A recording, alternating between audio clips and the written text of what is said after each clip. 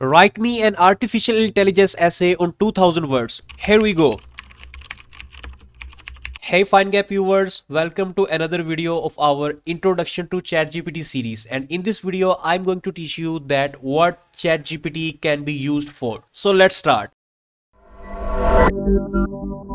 So basically ChatGPT is a large language model which is trained on large amount of data from internet. For example, Wikipedia, Twitter. Also there are many books that are used to train this, and there are many other data sources that are used to train this large language model. In the free version of ChatGPT, which is currently 3.5, only data up to November 2021 is available. If you will ask something after 2021 November, it will unable to answer you. You have to purchase their premium plan. So for example, let me ask it a question like explain quantum computing. Please ignore the spelling mistake.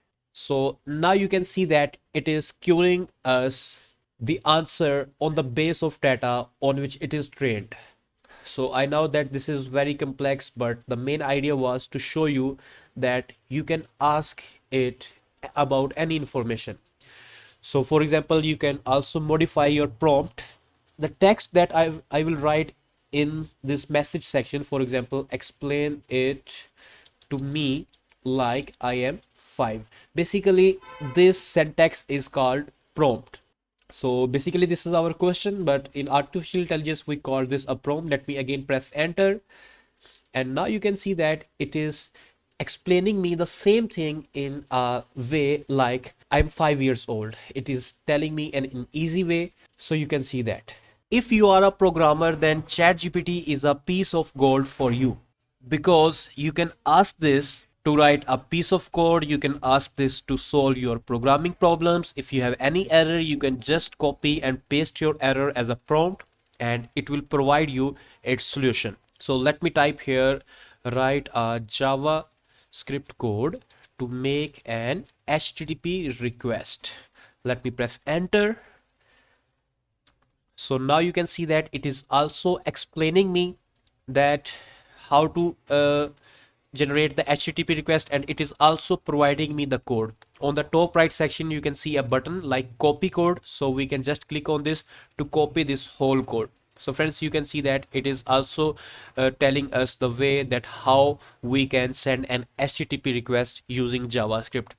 Obviously, before that, programmers were used the Stack Overflow for their problems, but nowadays, in most cases, ChatGPT helps us a lot. So basically, I am personally a programmer, and I mostly now used 80+% ChatGPT and 20% the other internet stuff like Stack Overflow. But before that, I was totally dependent on Stack Overflow. So here you can see that on the left sidebar we have some topics here. Basically, this is our conversational history. You can also hide this by clicking on this close sidebar. You can also click on open sidebar to display it again, and whenever you will ask question, it will keep your conversational history.